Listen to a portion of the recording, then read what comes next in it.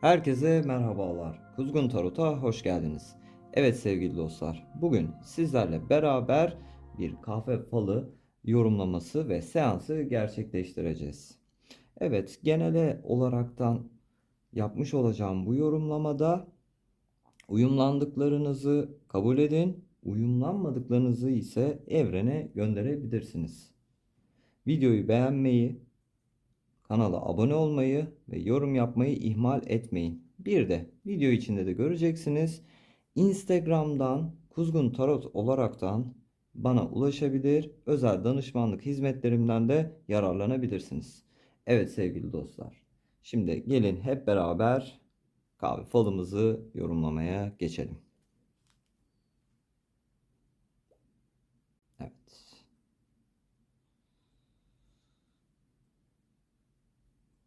Evet sevgili dostum. Öncelikle sana şunu söylemek isterim.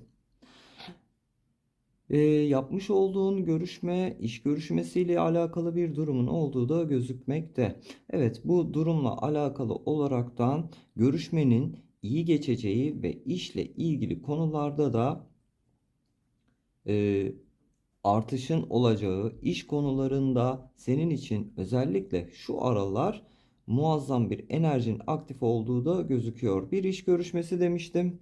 Bu iş görüşmesiyle alakalı olaraktan güzel geçecek ve iş yerinden de olumlu sonuç alaraktan iş görüşmeni mükemmel bir şekilde tamamladığını da görüyorum. Evet, senin için özellikle iş konularında yeni güzel haberler olduğu gözüküyor. Özellikle işsiz kişiler varsa beni dinleyen sevgili dostum, iş konularında başarı sizin için gözükmekte. Tebrik ederim sizi bu konuda. Evet sevgili dostum, şimdi gelelim iç tarafa, bakalım iç tarafta neler var. Evet.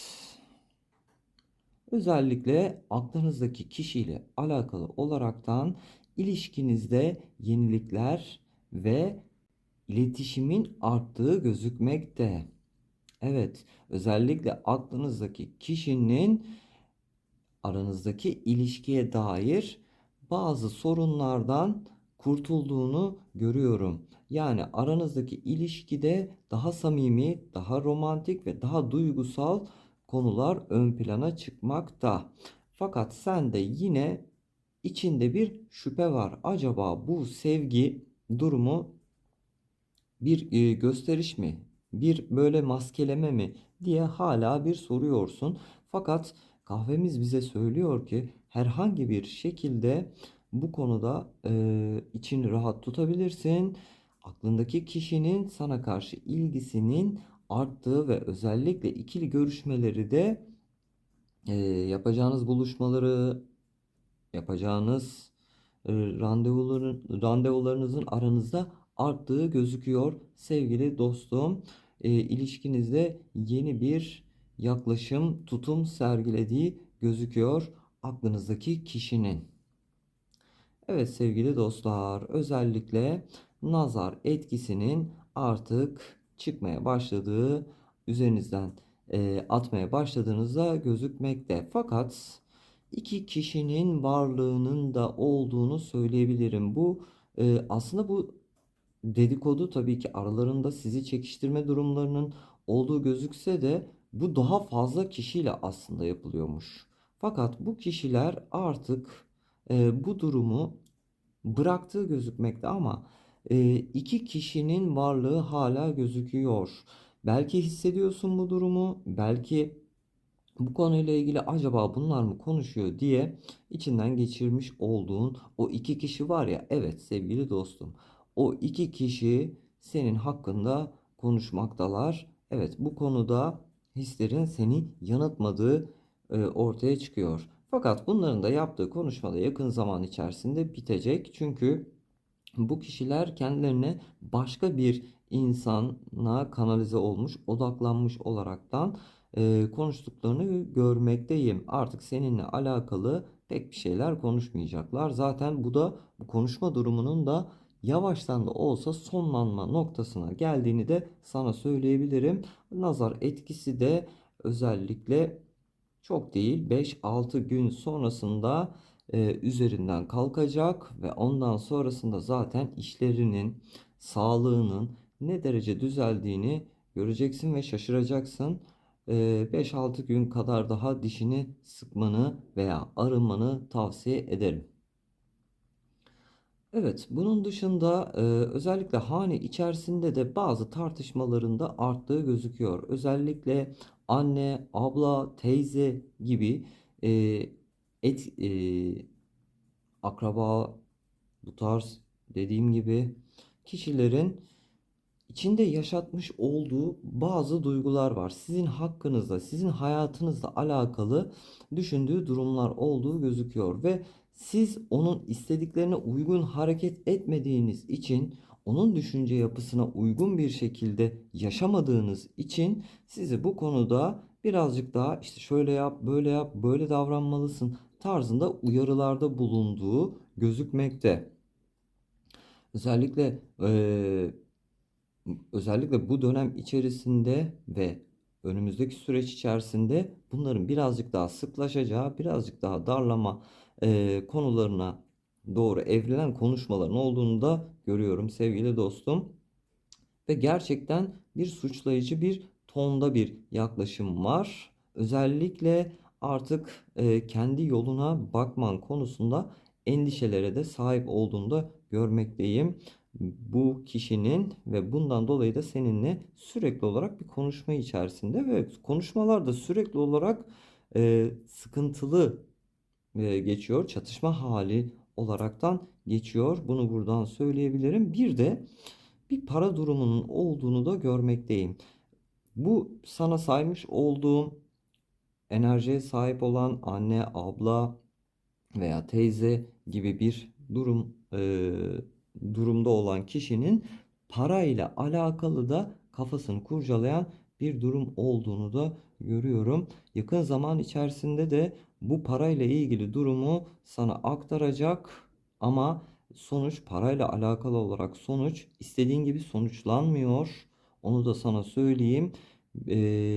Eğer herhangi bir şekilde hanenin içerisine para getiren kişi sensen veya parayla alakalı olarak yapmış olduğun şeylerde başarı sağlıyorsan ve hanenin içerisine para getiriyorsan bu parayla ilgili durumlarda e, daha fazla istediğini ve zaten getirdiğin paranın da üstüne konduğu da gözüküyor. Sana çok bir şey kalmayacak. Sanırım bir borç ödemesi, atıyorum bir kredi ödemesi veya yapacağı bir olaydan dolayı bir düğün durumu olabilir, bir nişan durumu olabilir. Bunun için bir para biriktirme gibi bir durumunda olduğunu görmekteyim. Fakat getirmiş olduğun paranın azlığından da sana yakındığı gözüküyor. Evet sevgili dostum, bakalım. Bu aralar özellikle şöyle bir durum olduğunu görmekteyim. İnsanların sana karşı bakışları, durumları, tarzları da değişmiş. Sanki birazcık daha sana şey açısından bakıyorlar. Ya biz bunu çok fazla mı yüz verdik de kendini bir şey zannediyor tarzında sana karşı yaklaşımlarının değiştiğini görmekteyim. Sana karşı bakışları var, gözlem içerisindesin ama bunlar daha çok böyle bir şey yapsa da hatasını bulsak da yüzüne çarpsak diye kişiler sana karşı tepkili olaraktan bakışları olduğunu da söyleyebilirim sevgili dostum. Ondan dolayı bu insanların ağzına herhangi bir lokma, kelime artık her ne diyorsan herhangi bir şekilde ellerine koz düşürmemen çok önemli. Çünkü bu yapmış olduğun onlara göre olaraktan söylüyorum. Hata durumunu abarttıkça abartıp bu konuyla ilgili seninle tartışma, kavga durumlarına geçecekleri gözüküyor. Özellikle senin birazcık daha rahat tutumların bu insanlara batmış olduğunu görmekteyim. Evet sevgili dostum, bu aralar arkadaşlık ilişkilerinde bazı kopmalar yaşanabilir.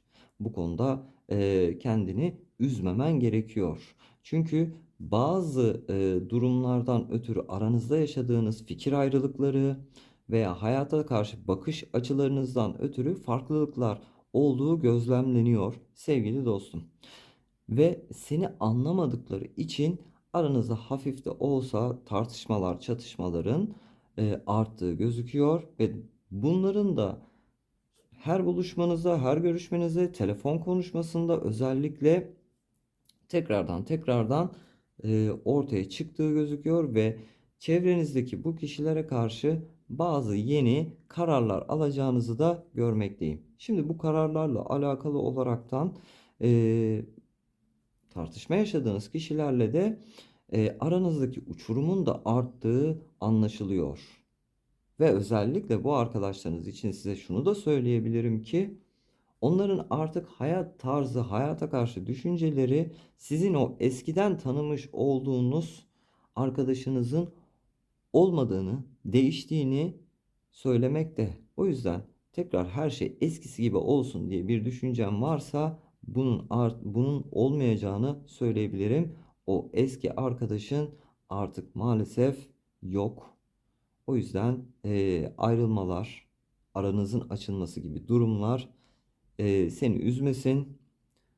Açıkçası bir arınma olarak da düşünebilirsin. Çünkü artık kafa yapınız birbiriyle uyum sağlamıyor. Evet sevgili dostum, özellikle haber bekleyen kişilerin olduğunu görüyorum. Evet, maalesef bu konuda istediğin sonucu alamayacağın haberin geldiği ve sana gelen haberin olumsuz olaraktan neticelendiğini görmekteyim. Evet, almış olacağın haberin seni üzeceği ve bu konuyla ilgili kendi iç dünyanda iç muhasebeler yaptığını, ne oldu da böyle oldu diyerekten düşüncelere girdiğini ve girmiş olduğun düşüncelerden çıkamayacağını da görmekteyim. Bunu sana söyleyebilirim. Bunun dışında da çok düşünceli bir yapı içerisine giriyorsun önümüzdeki günler içerisinde. Bu düşünceli yapının da seni günden güne de moralini ve psikolojik yapını da zorlayacağı anlaşılıyor sevgili dostum. Bunun dışında da sana şunu da söyleyebilirim ki kafanda acaba üçüncü kişiyle arası ne durumda diye düşünüyorsun ve aklına bazen negatif senaryolar geldiği gözükmekte. Yani daha çok bir imajinasyon, bir hayal veya içine ilham kanalıyla doğan bazı durumlar olduğunu görebiliyorum. Lakin sana şöyle bir şey söyleyeceğim ki bu görmüş olduğun, almış olduğun ilhamlar hepsi maalesef ki doğru. Onların arasında gittikçe artan bir sevgi ve aşk durumunun da olduğu ortaya çıkıyor. Beraber vakit geçirdiklerini de söyleyebilirim. Ee, içine doğuyordu zaten bu ama kendine itiraf edemiyordun. Fakat kahvemizde dediğim gibi tekrardan çıkmış. Zaten bununla ilgili de sana o kişinin bir geri dönüşünün de olacağı, sana durumları üstü örtülü, kapalı olaraktan anlatacağını da sana söyleyebilirim. Evet,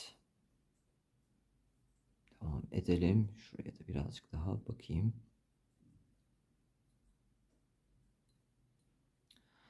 Evet, tekrardan işle alakalı bir durumun olduğunu görüyorum. Özellikle yeni yapılan, yeni bir oluşuma giren bir iş yerinin olduğunu görmekteyim.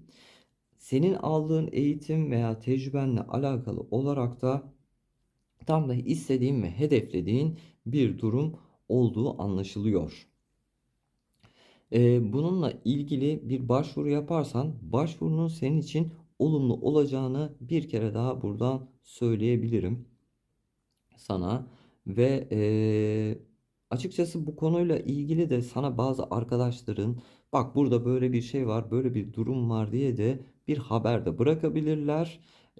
Bu konuyla arkadaşlarından gelen bu konuyla alakalı olaraktan pek fazla önemsemediğin ortaya çıksa da bu konuda fikriyatını değiştir. Çünkü istemiş olduğun e, istemiş olduğun yer, pozisyon, durum, şekil açısından da sana çok güzel bir kapı açacakları da gözüküyor. Lütfen onların sana getirdiği bu teklifi bir daha gözden geçir. Umursamazlık durumundan bir an evvel çık. Senin için çok daha iyi ve hayırlı olacak. Evet, bu arada şöyle bir durum daha var. E, Ailecek toplanarak sanki bir düğün gibi bir yere gidiyorsunuz. Çok şık ve güzel ışıklar, parlamalar olduğu gözüküyor. Bir düğün durumunun gerçekleşeceği ortaya çıkıyor ama bu senin değil. Fakat çok yakınından bir kişinin bir düğün arifesine girdiği de anlaşılmakta. Oraya gidiyorsun. Ailecek gidiyorsunuz. Bunu da buradan söyleyeyim. Yakında haberini de alacaksın. Şu anlık belki gizliyorlar veya o güne hazırlanmak için birazcık daha sizinle az vakit geçiriyor olabilir veya sizinle konuşmuyor olabilir. Ya bunlardan pek bir ses çıkmıyor. Önceden sürekli konuşurduk. Ne oldu da ilişki durum kesildi diye düşünebilirsin. Fakat şöyle bir şey var. Bu kişinin sizden bu durumu sakladığı sürpriz bir şekilde durumu ortaya çıkarttığı da gözüküyor. Bunu da buradan söyleyebilirim sevgili dostum. Evet, bu aralar birazcık daha sende yalnız kalma, yalnızlık duygusunun hakim olduğunu da görmekteyim. Fakat bu yalnızlık duygusu ilk başlarda sana güzel gelse de şu anda gerçekten boynunu bükmüş bir hal içerisinde. Bu sürecin bir süre daha seninle olacağını görmekteyim sevgili dostum. Fakat bu dönemi dediğim gibi bir tatil olarak da düşünerek kendine yönelik bazı kendini geliştireceğin konularda ilerlemenin çok açık olduğunu da söylemekteyim. Özellikle kendini geliştirme, bilgi edinme konularında inanılmaz derecede açıksın. Eğer aşk gibi bir konu hakkında da düşüncelerin varsa bunun için şu anda uygun bir zamanın olmadığı gözüküyor. Eğitim gibi durumlar, iş konularının daha hakim olduğu bir dönem geçiriyorsun. O yüzden yalnızlığını bu şekilde kendine yararlı hale getirebilirsin. Çünkü dediğim gibi bilgi kanalı, öğrenme kanalı şu anda senin için açık sevgili dostum. Evet, isminin içerisinde U harfi ve L harfi olan e, kişi olduğunu görmekteyim. Bu U ve L harflerine sahip olan kişinin e, bir yolculuğu var. Bir yere gidiyor ve geri dönüyor. Geri döndükten sonraki kişiyi tanımakta güçlük çekebilirsin.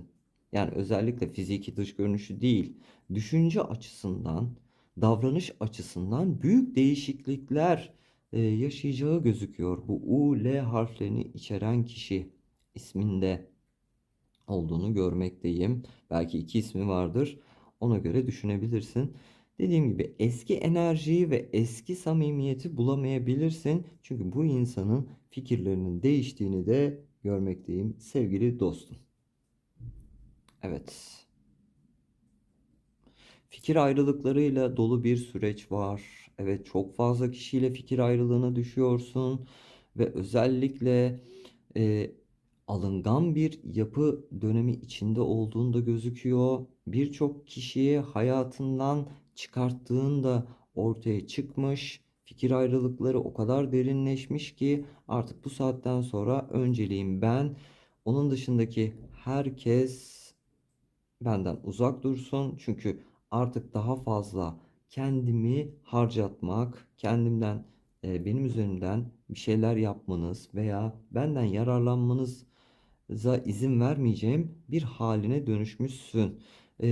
Bu yalnızlık durumuyla da bununla da aslında biraz da bağlantılı olduğunu gözüküyor. Fakat herkese bu kadar kalın çizgiler çizmen seni daha bir dibe çekeceğini de söylemekteyim. Çünkü karşındaki kişilerin asıl niyetlerini halen ve halen göremediğin ortaya çıkıyor. Geçmişteki tecrübelerin seni bu konuda desteklerken işin aslının öyle olmadığını ve bu konuda ön yargılı olarak yaklaştığını da söyleyebilirim.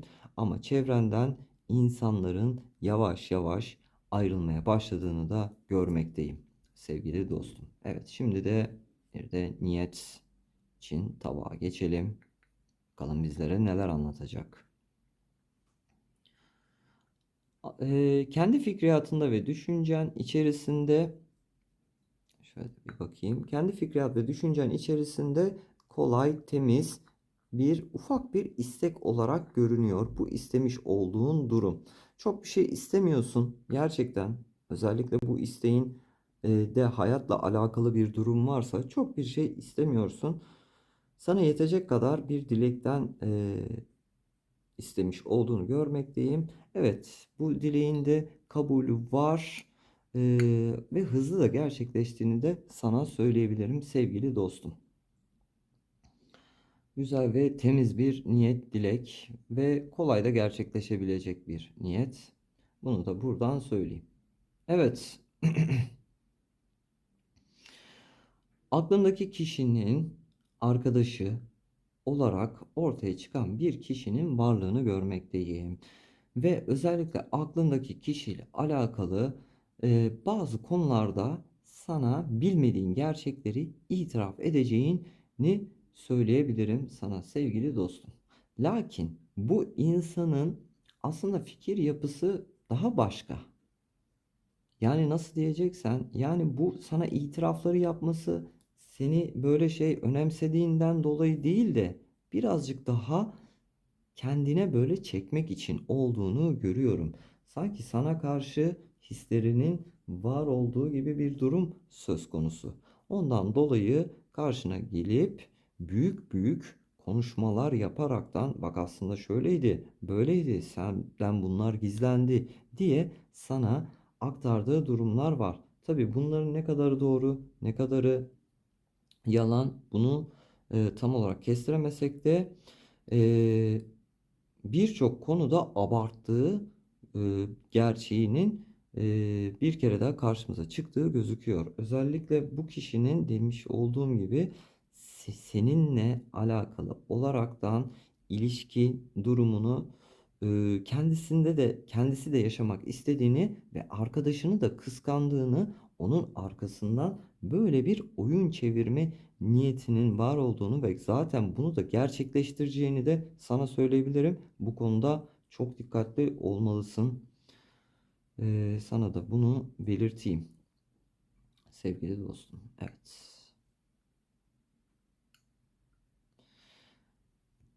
Günceldeki yaşamış olduğun sıkıntı durumlarının arttığı ve bunu da birazcık da kendinin de yaptığını da görmekteyim. Fakat ilerleyen süreç içerisinde bu yaşamış olduğun negatif durumların da sonlanacağını da söyleyebilirim. Fakat bu dönem birazcık daha sıkıntı ve problemlerin artacağı ve senin de mental açıdan da bunların üzerine çok fazla düşündüğün ve aslında 1'e 1000 katarak da derdini de büyüttüğünü de söyleyebilirim.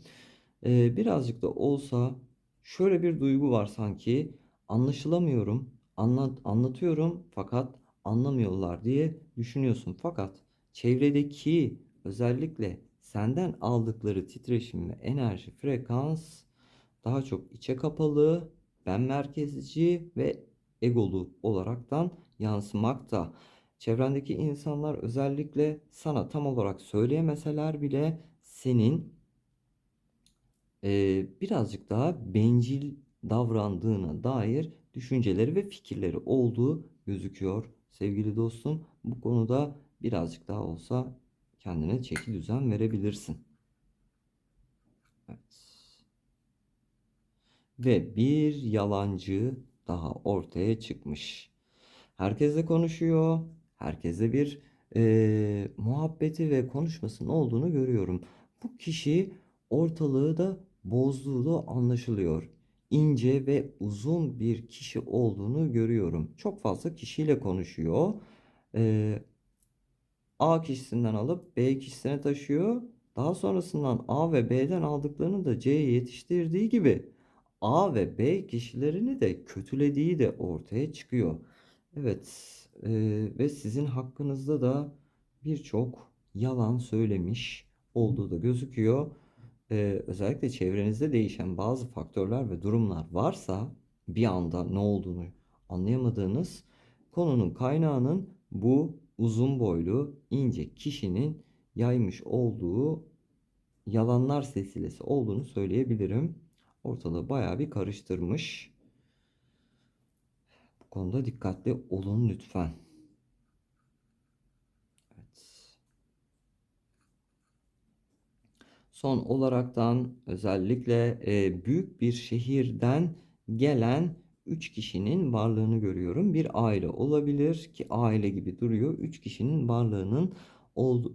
varlığını görmekteyim. Bu 3 kişi de size misafirliğe büyük bir şehirden geldiklerini de söyleyebilirim. Şimdiden hazırlığınızı yapın. Çünkü uzun bir dönem kalacakları gözüküyor ve hatta şöyle de bir şey söyleyebilirim ki birazcık da bu gelen 3 kişi bir saha araştırması yapmak gibi bir niyetleri var. Sanki bunların size pek bahsetmeseler de bir birikimleri, bir paralarının olduğunu görmekteyim. Şimdi yaşamış bulunmuş olduğunuz şehir, il, ilçe artık neresiyse buraya gelip buraya bir yatırım yapma durumlarının da olduğu da anlaşılıyor. Ondan dolayı gelecekler ve uzun bir dönemde sizde kalacakları gözükmekte sevgili dostum. Evet, bugünkü okumamızın da sonuna geldik sevgili arkadaşlar. Beni izlediğiniz için teşekkür eder. Başka bir seansta görüşünceye kadar kendinize iyi bakın. Hoşça kalın.